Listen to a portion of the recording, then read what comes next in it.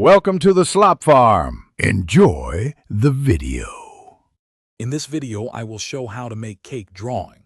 First, begin by sketching the fundamental shape of your cake. A simple cylinder or a rectangular base works perfectly.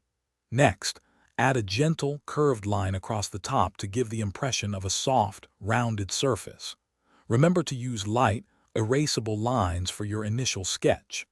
These foundational steps are crucial for establishing the overall structure and ensuring your cake drawing has a balanced appearance. Now, let's add some delicious details. Draw horizontal lines across your cake's body to clearly define each individual layer. For the frosting, use wavy or slightly dripping lines along the edges and top to give it a more realistic, appealing look.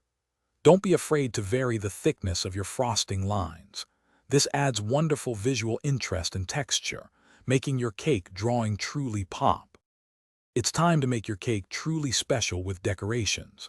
Consider adding festive elements like candles, a scattering of sprinkles, or even some fresh fruit on top. For sprinkles, simple small circles or dots work wonderfully. Remember to think about light and shadow. Adding subtle shading beneath decorations and highlights on the frosting will give your cake drawing impressive depth and a three-dimensional quality.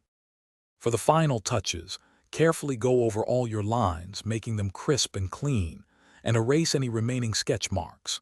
Now, it's time to add color and shading to truly bring your cake drawing to life. Experiment with different hues and blend them smoothly for a professional finish. And hey, while you're creating, why not enhance your space? Check the description for a link to the Echo Dot smart speaker and other great deals to elevate your home's atmosphere. Thanks for watching. Consider subscribing if we helped you today.